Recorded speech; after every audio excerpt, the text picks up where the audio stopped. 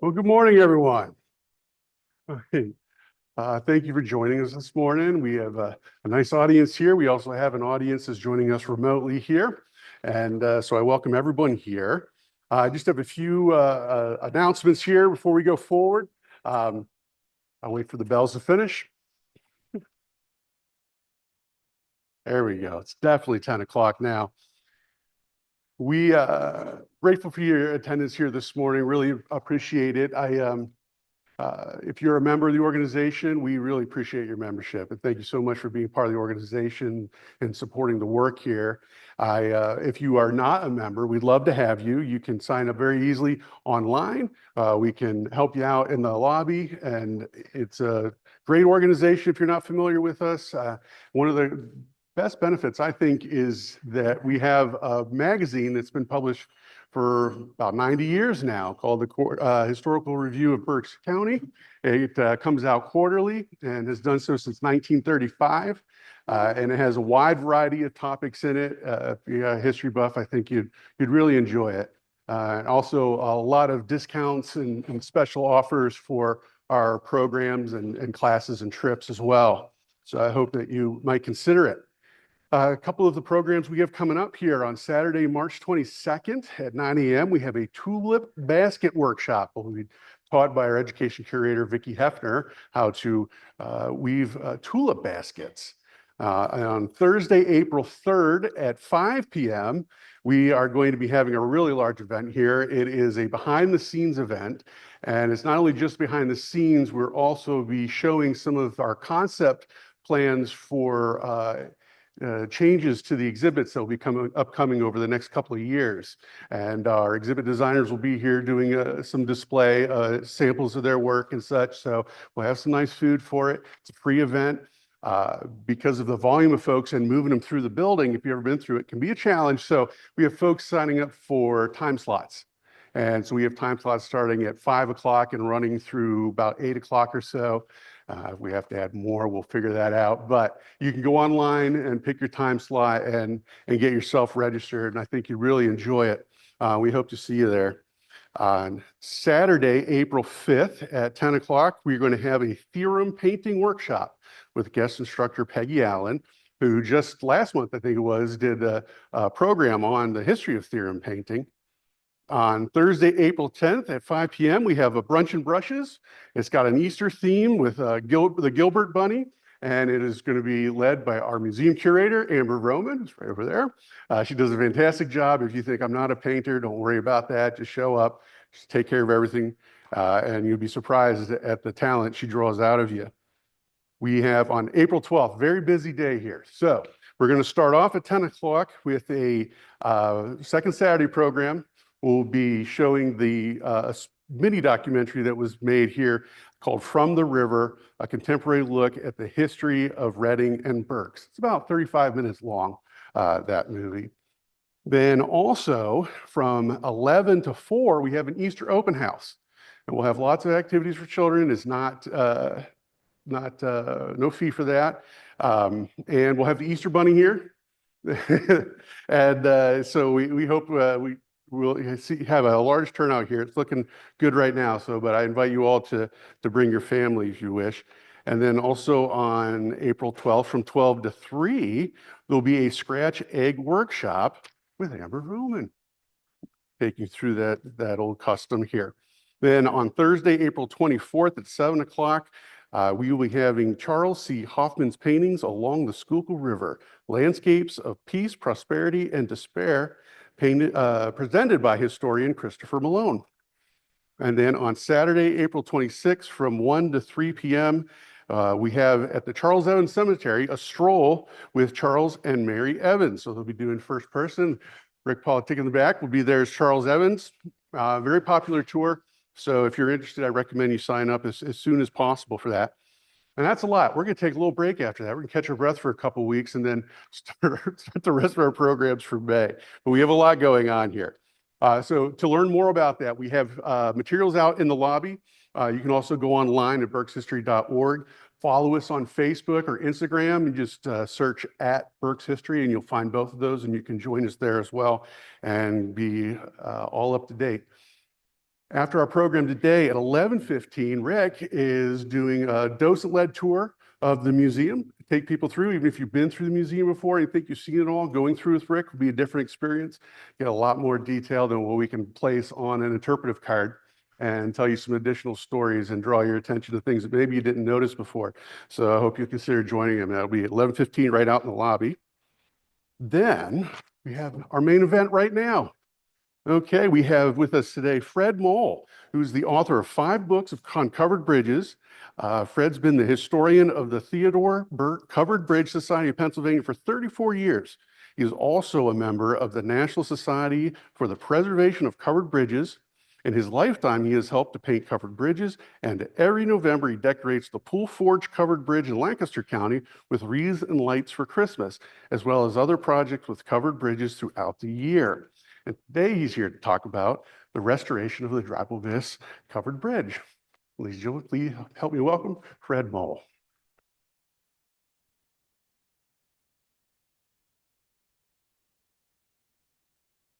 Thank you, everyone, for coming out on such a cold morning. I assume everybody can hear me all right? Okay.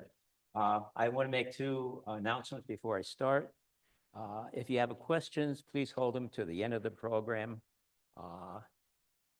And one time I forgot to say that, and people started asking questions, and it was a long program. So hold your questions, and I'll hold my answers to the end of the program.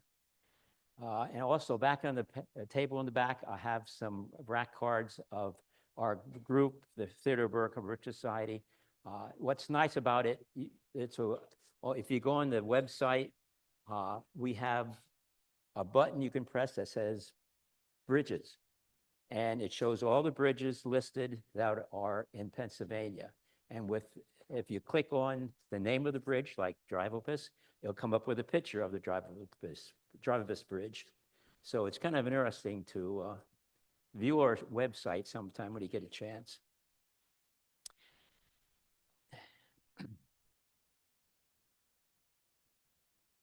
So this is a bridge. I took this 5 days before the men arrived to work on the bridge. And it was built in 1869. It was built by Charles Kutz and Simon Dreibelbis. It took them 6 months to build the bridge, and it cost $6,000. What we're going to see during the restoration, which takes a lot more work to do than just building the bridge. It took 1 year and 4 months to do this whole project that you'll be watching. And it cost slightly over $5 million to do it. I'm going the wrong way. Let me back up. Okay. One of the reasons the bridge had to be redone was because of this bend in the wood. In 1972, Agnes came through, and the water was up to the bottom of the bridge. It started bringing all kinds of trash down the creek, and it lodged up against the bridge and pushed it in, which is not healthy for a bridge. And also, there were a lot of rotten beams that had to be done at that time. There were 2 groups of people that were involved in this. The Lancaster County Timber Framers group. They worked on the wooden part of the bridge. There was another group called Lobar, and they were responsible for building the 2 new abutments and putting in steel I-beams. And they lifted up the bridge to set it down on land so that it was safer to take it apart. And well, where do you put a bridge that's 170 feet and 8 inches long up there? You don't have many parking places for cars, let alone a bridge that's 170. So here they started filling in with large rocks. You see a truck there bringing more large stones in, and they kept filling in the creek. And finally, they had a nice flat area. They could set the bridge down and work on it, take it apart, and also for the crane to get established and set down. Altogether, I took like close to 30 pictures of this process, but you're not interested in stones. You had to have certain safety precautions in case somebody fell into the water. And besides they had a boat that they could use in case somebody didn't catch the rescue tube and go fetch them. They did use that boat once, but it wasn't to rescue a person. So the first thing you do with a bridge, you take off all the siding, you take off all the roofing, and take off the floor. All you want to preserve is the main truss of the bridge. That's what's the most valuable part. So, and another thing you had to do is have a tarp under the bridge. When you took off pried off the siding, a lot of times paint would break off and fall into the creek, and it might damage the fish or injure the fish. Because some of this might be lead paint that's on from a long time before. This is one of the little kind of mysteries of the bridge, Roman numerals on the bridge. And this is, when they found this, the man yelled out, "Roman numerals."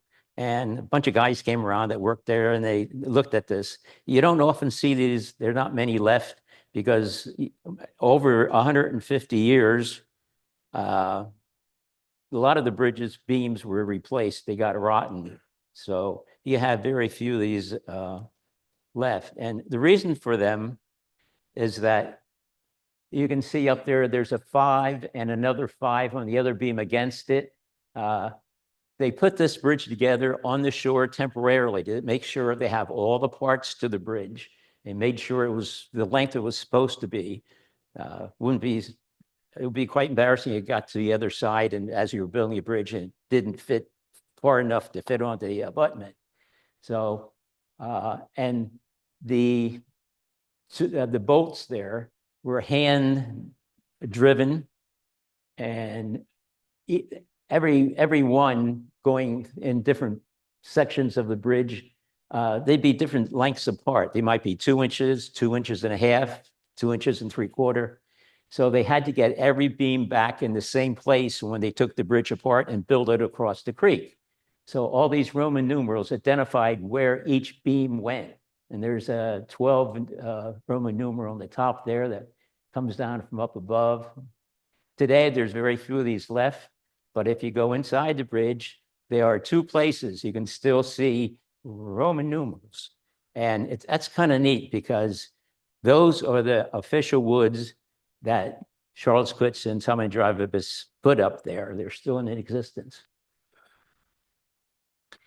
Here they're taking off more of the siding, and they're putting it inside. They just don't throw it in the ground. They put it inside, and all this stuff had to be eventually thrown away according to the contract.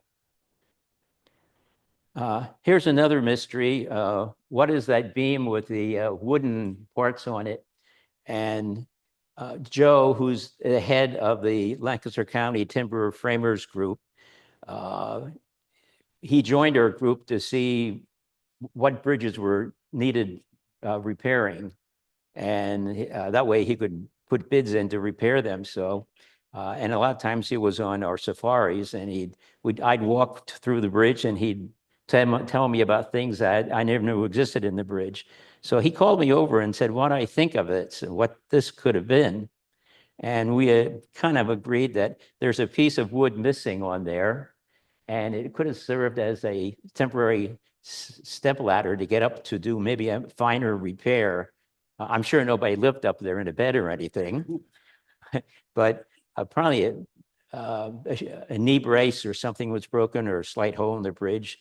That's what we assumed maybe these things were for. They're taking off the tin roof. They're going to replace it with shingles, what was originally on the bridge. The guy pulling this piece of roof down there in the yellow and a hat on, that's Joe. You're going to meet him as we go along. He's a heads-on guy. He actually works with his men and helps out. Here you see they're taking off the last part of the roof. Now, here is what they want to save, just the truss. They want to save as much of this as possible. And if you look, you're going to see red dots on every piece of wood. And those dots take the place of Roman numerals because Roman numerals weren't on all those pieces of wood anymore. And I'll show you a close-up of those red dots. This was on one piece of upright, and U stands for upstream, V stands for vertical, and 17 stands for it's the 17th upright vertical from the end of the bridge. So they knew that way where this exact piece would go. Here they have all the trash that they're gonna, on the right-hand side, they're gonna throw all that stuff away. There's some good stuff there on the left, like aluminum siding and pieces of wood that they could use to make repairs back to this bridge or any bridge that Joe works on. So he kept what was valuable and he could reuse on bridges. And here the flooring is being torn off. And if you see there's cross bracing they put in there just in case the bridge started kind of collapsing, it held its shape in place. They also cut off the ends of the bridge so that when the crane lifted up the bridge, they had a little wiggle room that it wouldn't get stuck in anything. And they hung a flag up the day that they were going to lift the bridge and move it. And they got this gigantic crane in. It's a 8-axle crane made in Germany. It came over to a company that bought it in Mount Joy, and they brought this crane down to use it to lift the bridge up.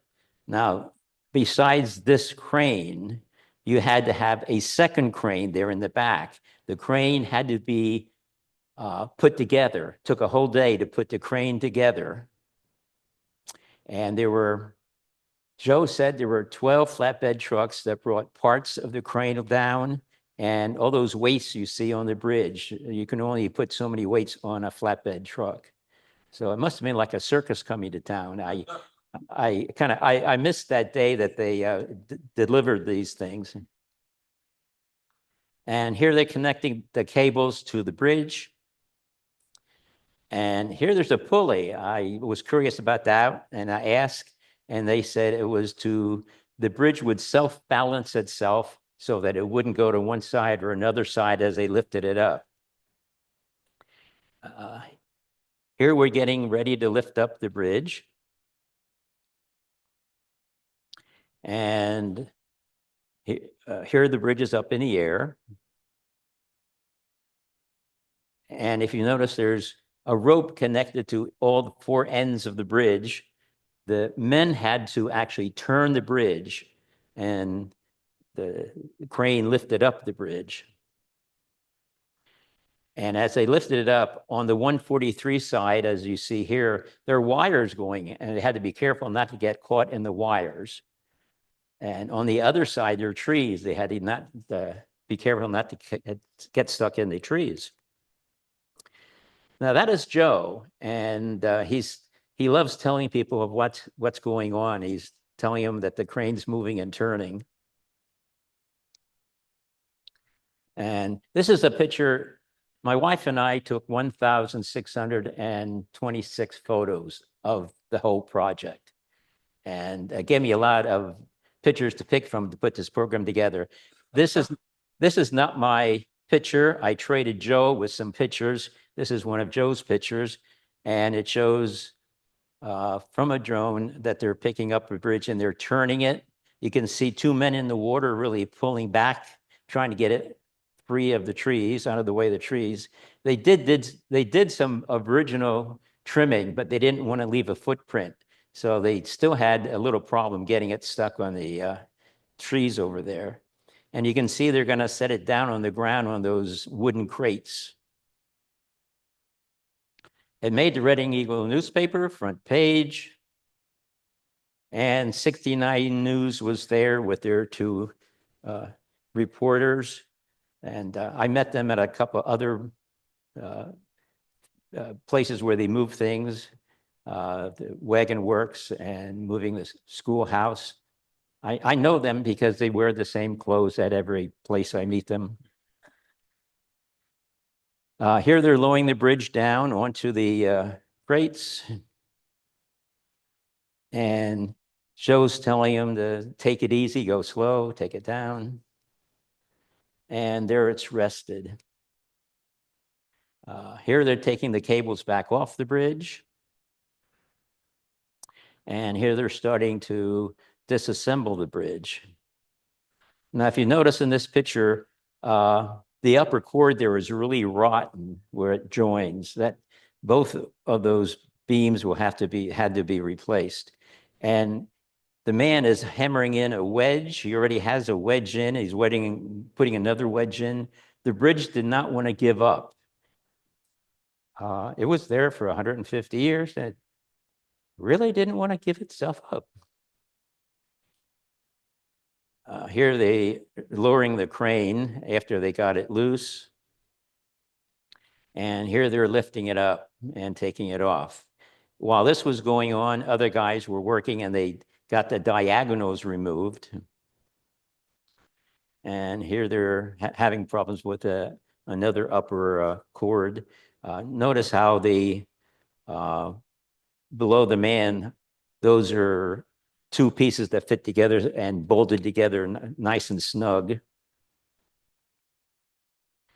And here, this is a long piece of the upper cord that they're taking off. And the last piece. Now, this is a tapered upright. This would have been the king post, the very center post. It's tapered, and on the top part, you can see where the top cord fits in, and it's bolted in. And the upright, the diagonals would be on the slanted part there, bolted in. On the bottom, this is where the lower cord went through, and it was bolted to this post here.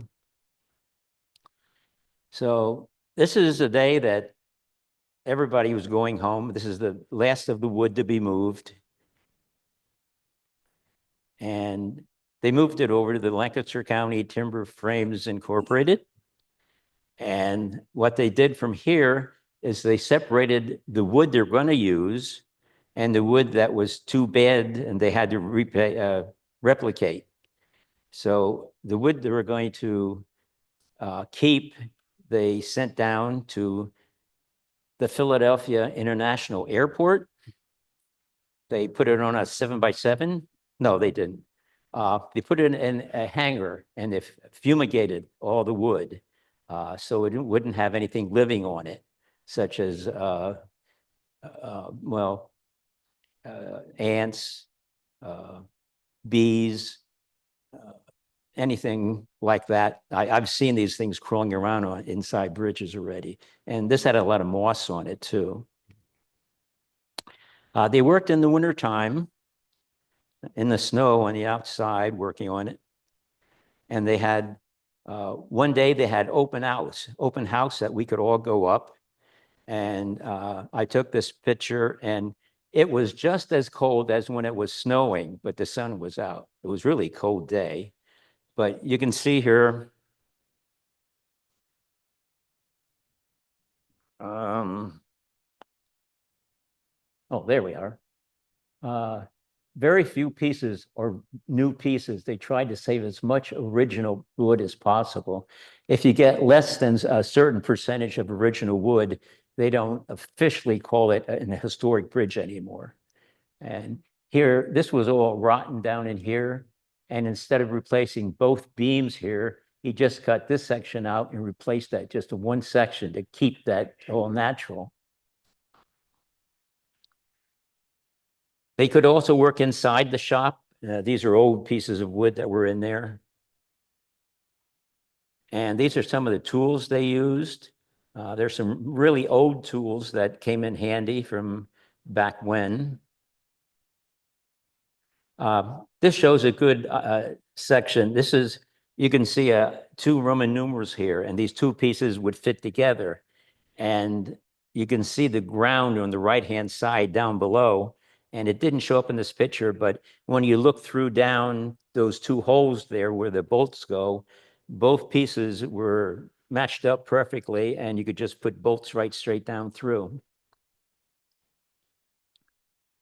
This is another mystery we found on the bridge, the skull and crossbones.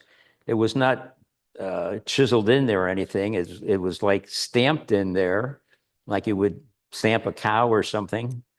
And we never really found what it was. We searched the internet, we asked other builders, and the only thing we possibly thought it could be was they treated it with some kind of liquid to preserve it, and they had to put in that warning, but it was just on one beam. So it's one of the mysteries of the bridge that we'll never know. Here's Joe showing someone at the open house. And here he's showing a saw to a young man, how it works. And here's the wood all ready to be shipped back to the bridge site here in Berks County. While all this was going on, meanwhile, back at the ranch, they were working on the abutments. Here they're tearing out the abutments. And they put a base for the bottom of the abutment. I never knew how abutment was built. Then they put in supports that they're going to pour concrete in there, and they had a concrete floor, and they're going to put up walls that were concrete. Only one day overnight, it really flooded the area. So they have a hose there. They're trying to get the water out, and it took a couple of days to get it dry. And finally, they continued building the wall. If you look there on the left, you're going to see a house. That is less, well, maybe 3 feet away from the abutment they're building. It's really close. And I'm told the guy checked his house every night after they left, made sure there weren't any cracks in the wall or the ceiling. And here they poured the concrete. It was still cold outside, and they put blankets over it with heat in it. And that's how they cured the walls in the wintertime when it was almost too cold to do that. They used a ground heater. This is what kept the heat in the walls. This would run 24 hours a day. And then they sealed the bottom. Eventually that would be filled up.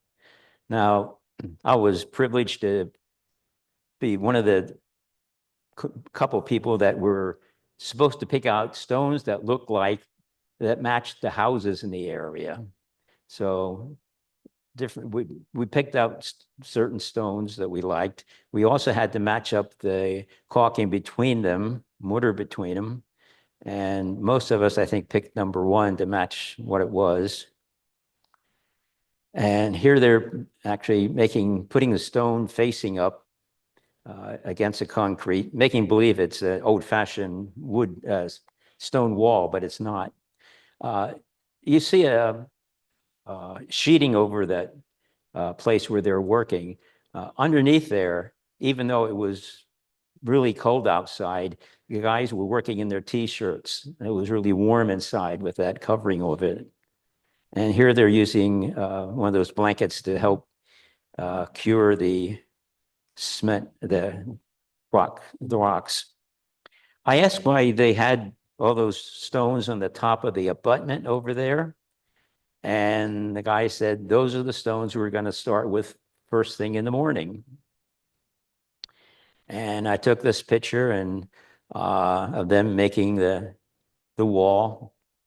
And I sometimes look at my pictures after I take them, and I looked at this picture, and I thought the one man almost looked like he's on his cell phone. So whether he was or not, I don't know. But I had to take another picture to show both of them working. And I took this to show you that those stones are supposed to match the house. And they Well, I think they used too many large stones, but to make them all small stones, they'd still be building that bridge, that wall. Then the day came that the I-beams came. They had to have I-beams. The state said the bridge, the way it was, held 3 tons. He says they have to now, all bridges handle 20 tons. So that's why they had to put I-beams in here. And the people had a choice. You can have your covered bridge with I-beams, or you can have a nice concrete bridge, 2-lane. And well, the people had to settle for I-beams. There were 5 I-beams, and they were made up. There were, well, we'll get to that. This is Joe. He's checking everything out. And here from up above, you can see the I-beams are actually 3 pieces bolted together, each one. I thought that was unusual. This is not a picture that my wife and I took of the 1,627 photographs. She called our son, and he had just gotten a drone, and he was crazy about it. And we asked him to come up and take 1 or 2 pictures from up above. So this is what the I-beams look like from above. And here you can see where that's 143 on the right, and you can see where the bridge is going to go, the I-beams on the abutments. The day came that they had to bring back the giant crane.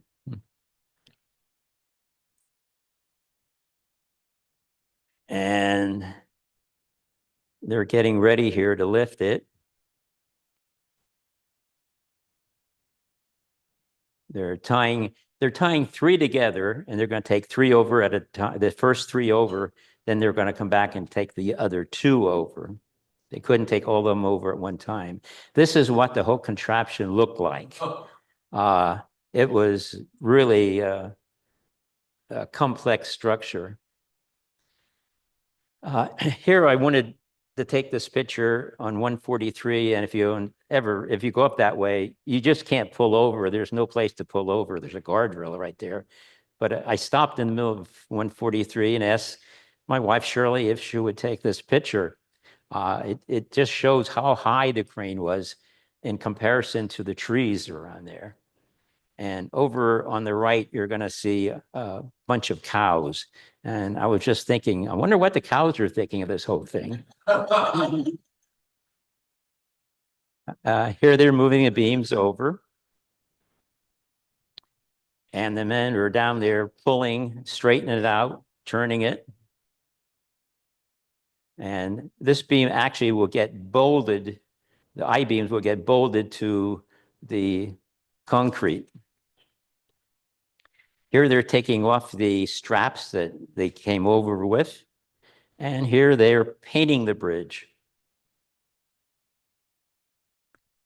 This is what the bridge looks like, that the I-beams look like from the top. And that's what they look like from the bottom. I wondered what these things were, and they were freshly painted, it looks like. And I found out that they fit on those cement protrusions sticking out. That is where the wooden truss is going to set inside of. And it was sprayed with some material that would hopefully keep the wood from rusting or from getting rotten from moisture. And there's a closer view of the contraptions. So the day came that they could come and put the bridge back together. And this is the lower cord going together. And here's the truss without the arch in it. And there's the arch going in it.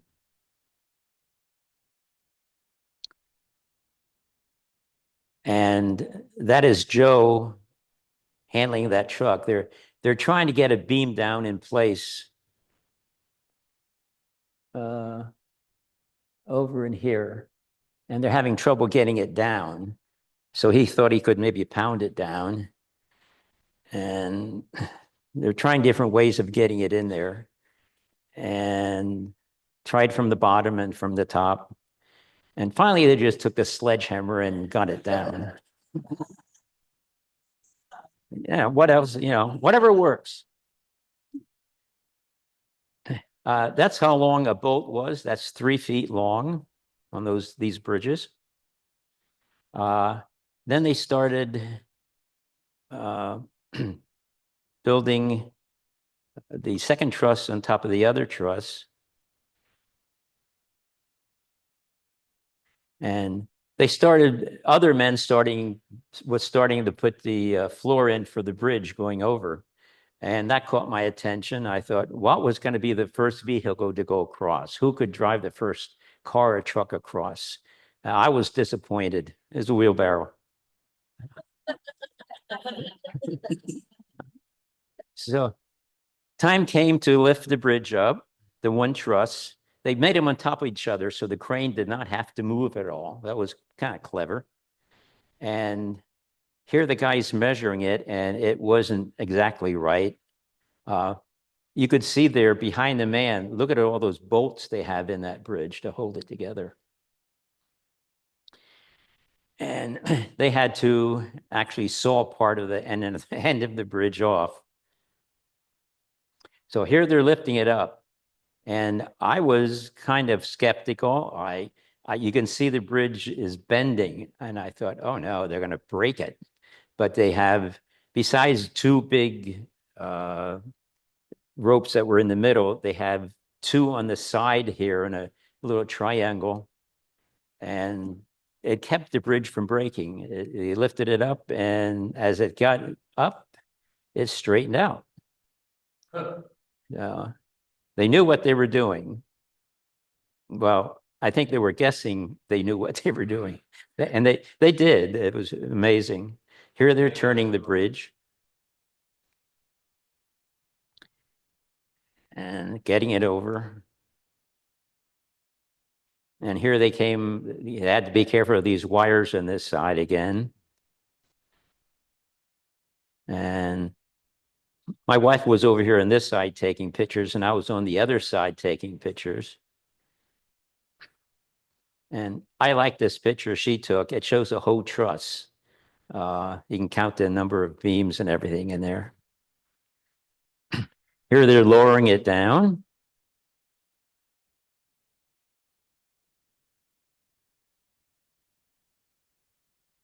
And that's Joe with a mask on there pulling it in.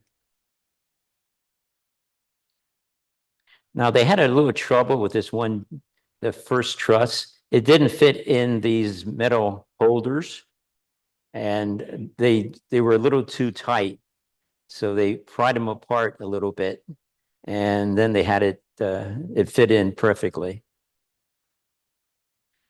So that's Joe in the middle with his head turned down like, oh my gosh, we finally got it done.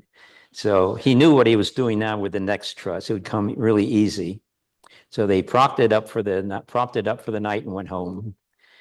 In the morning, they came back, started digging out the other truss and lifting that one up. It too appeared to be bending a little bit. But as he got it up, it was nice and straight. And there's a guy pulling it almost in the water there with a yellow jacket on, and one on the other end, and turning it.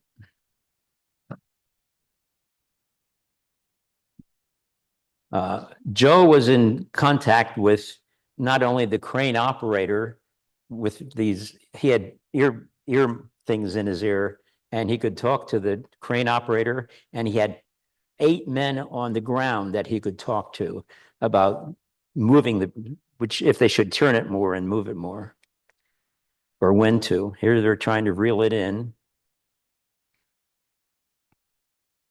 being careful of the wires. had pretty many people on both sides watching. And yeah, it was a COVID, during the COVID plan that they had to shut down for 6 weeks for that. And here they're setting it down and putting it in. This one fit perfectly then. So they propped it up for the night and went home and came back the next day. Here they're connecting the two trusses together. And you can see how these men are all working in groups. You have some putting the upper beam across. You have some working on the floorboards. You have one man down in the corner screwing around, putting screws in. And that's a close-up of him doing that. And here's the last piece to go in of the wood bracing. And those are the two groups that took care of this whole problem, that the whole building of the bridge. And if you notice, there are doors on the bridge. When these guys went home at night, they would store their tools and everything they work with on the bridge. That would be their working shop. And people would come in overnight and steal things, some of their old implements and stuff. So they had to put doors on each end of the bridge and lock them up. So here they're putting the roof beams in.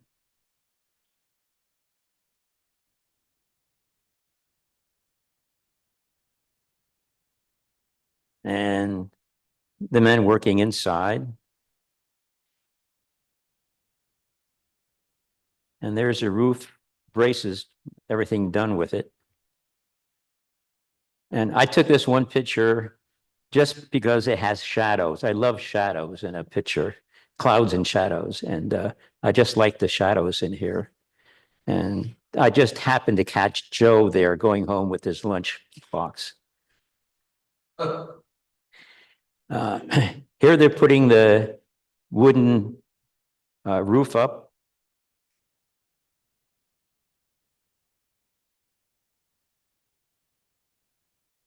And these guys were tethered to the bridge in case they'd fall. They wouldn't fall into the creek. They just knocked their head against the bridge. And on top of the wood, they placed paper or a covering that was waterproofing. So they waterproofed the bridge. And they're putting more paper down. And there's the finish. When I came up, I came up the following week, and the white paper turned to blue. They had a blue covering on it. So I asked Joe, why is there a blue covering and a white covering? And Joe says, I have to have the white covering down. It's in the contract. You have to put that particular cover down. And he says, on all my bridges I take care that I built, I put the blue stuff down. It's twice as thick and twice as long. So it has a double water protection. And finally the shingles came, and they started putting shingles down. Meanwhile, other men were building the portals of the bridge.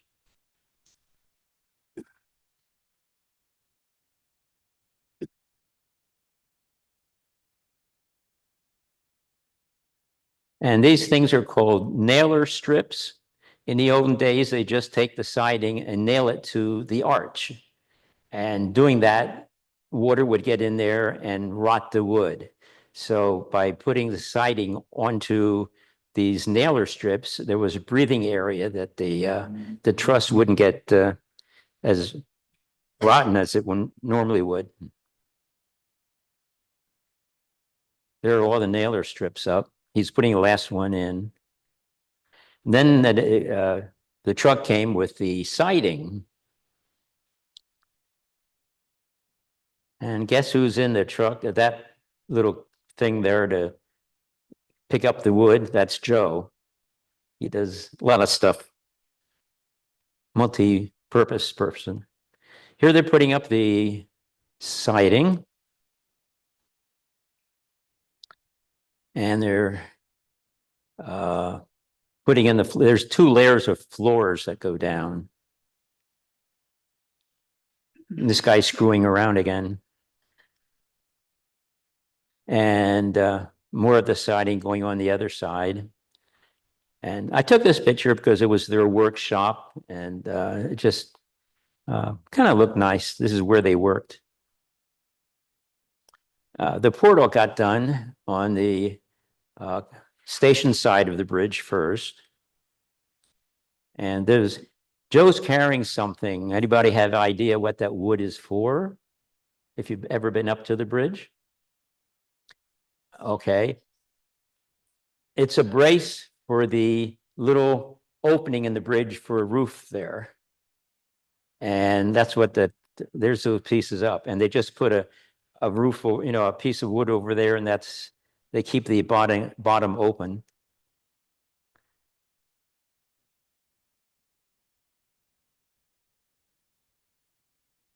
Took a while to do all the siding. Here they're putting the 143 side portal up. And I laid my camera on the floor and took this picture. I just wanted a different type of picture of their workshop. And then this thing came. It was time to get rid of that big peninsula they had to work on. So I took that picture. I just like that picture. It's a arch over 143. Held up the traffic for quite a while. But what they did was they removing all those stones that they originally put over there. And that's what's left. They left it the way it was originally, just about. No footprints left behind. So the bridge was just about done. They were almost ready for the painting to start.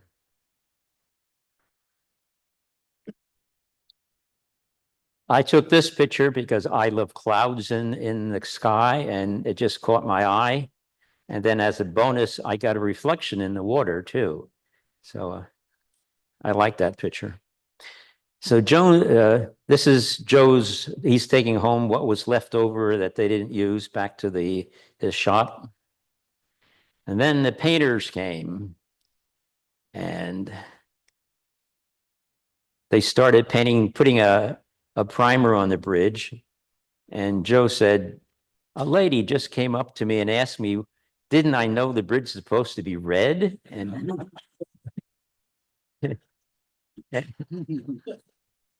he said, I had to explain to her that's just a primer. It will be red, he promised her. And this is an unusual shot I took. It shows the primer and it shows the top coat red, and all the way over it shows nothing over there because they didn't get over there yet. And what you see there in the water, those are supposed to be where the men stand on to paint the bridge, and there was a flood overnight and it washed them out. They'd have to reset all those back up to finish painting. Here they're painting the portal. One man's doing the cracks and the other one's doing the flat part. And there's the bridge finished on the 143 side. And here it is on the station side. And this is what the interior looked like. You can hardly see where there's one piece there near the left side where you can see new wood. And the guardrails are new wood, but basically it does not look like they did much changes to the bridge. It still looks pretty much natural. And they had a ribbon cutting ceremony, and there were 2 dignitaries there. Most of those people I thought was really neat. They were Dreibelbis people. And they also asked me if I would want to help hold the ribbon. So I said, sure, I'll hold the ribbon. The neatest part was they gave everybody a part of the ribbon. So that's the end of the program. If you have questions, I'll take any questions you have.